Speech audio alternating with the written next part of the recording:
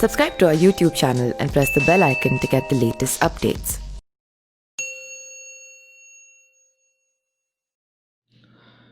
खादी का नाम सुनते ही जहन में आज़ादी का आंदोलन और गांधी जी के चरखों की याद ताज़ा हो जाती है। हमारे देश में खादी सम्मान, समर्पण और त्याग का प्रतीक है। मध्य प्रदेश के रतलाम में एक गांव ऐसा भी है जहां की एक पूरी पीढ़ी ने सारी जिंदगी सिर्फ खादी पहनी। खादी की शान में पूरी उम्र दूसरे कपड़ों को हाथ तक नहीं लगाया। ये बुजुर्ग आज भी खादी से बने कपड़ों का ही उपयोग करते हैं और खादी ही पहनते हैं।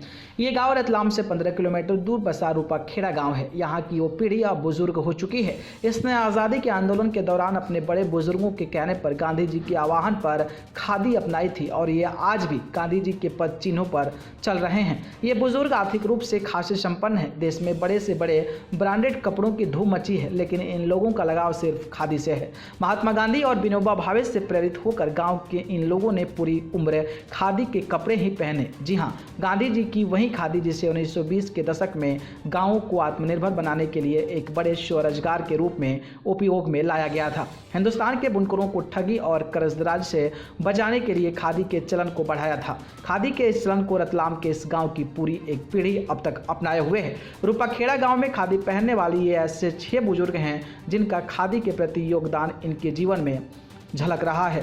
बात करें तो इनकी खादी प्रेमियों के अनुसार खादी पहनने से पुराने समय में गरीबों को काम और पैसा मिल जाया करता था। अगर वे मिल के कपड़े पहनते तो सारा पैसा मिल मालिकों तक पहुंचता। ऐसे में गरीब का भला नहीं हो पाता। इसी सोच और उद्देश्य की बदौलत खादी पहनने का यह सफ़र आज तक बदस्तूर जारी है। अब भले ही खादी के कपड़े रेडीमेड मिल जाते हैं, लेकिन उस जमाने में इन कपड़ों को चरखे पर सूत काट कर बनाना पड़ता है। 1980 के दशक में सर्वोदय संस्था के शिविर के बाद से इस गांव के खादी के प्रति नई पीढ़ी के लोगों को दिलचस्पी बढ़ गई। कुछ ग्रामीणों ने उस शिविर की खादी का अपना लिए प्रण लिया कि अब जीवन भर खादी ही पहनेंगे। वहीं आज के दौर में खादी के प्रति लोगों की उदासीनता इन खादी प्रेमियों की चिंता बढ़ा रही है। रूपाखेड़ा गांव में सन 1955 से 1971 तक सूर्योदय स्कूल लगा करता था, जहां पर चरखा चलाने के साथ ही गांधी जी के आदर्शों का पाठ पढ़ाया जाता था। गांव की ये पीढ़ी उसी स्कूल में पढ़ी है। लगभग सभी लोगों ने चरखा चलाया है और ये लोग खादी पहनते हैं। प्रधानमंत्री नरेंद्र मोदी खुद मन की बात कार्यक्रम में कई बार खादी के महत्व को समझ चुके हैं। बहरहाल अब जरूरत है देश की युवाओं को आगे बढ़कर खादी का ट्रेंड में लाने और विदेश देश में खादी का डंका बजाने की। न्यूज़ रूम से न्यूज़ लाइव की रिपोर्ट।